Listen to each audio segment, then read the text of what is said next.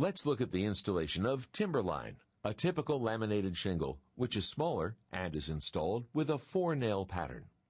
Note that these shingles come in 2 different sizes from GAF elk, English and metric sizes. We're going to use the English size and measurements. When installing metric shingles, use the measurements listed in the application instructions. The first course, after the installation of the starter course, begins with a full shingle laid flush with the starter course at the even rake. Move left to right or right to left, but not straight up the roof in a rack.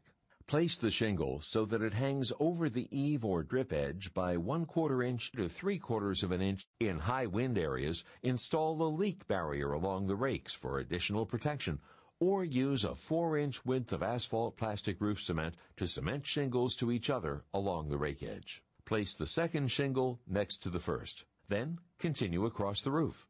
The Timberline series shingles will require 4 nails unless the local code requires 6. Trim 6 inches from the first shingle of the second course. Place the butt of the shingle at the top of the dragon teeth of the underlying shingle.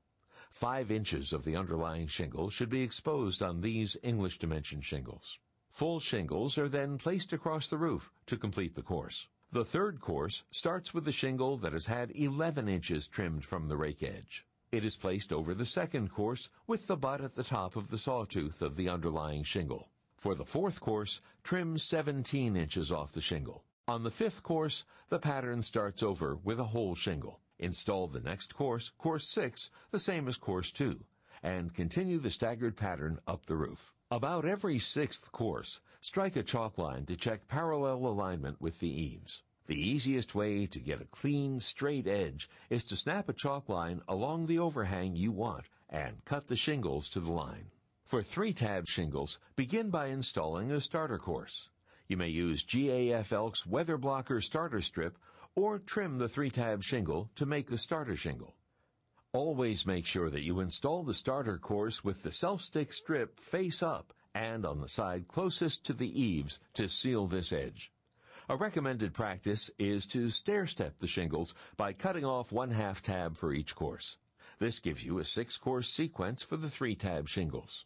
Place the shingle so that it hangs over the eave or drip edge by 1/4 inch to 3/4 of an inch. Use a whole shingle to begin the first course, starting at the rake. In some cases, it may be necessary to trim the first shingle so that you don't end up with a sliver of a tab at the opposite rake.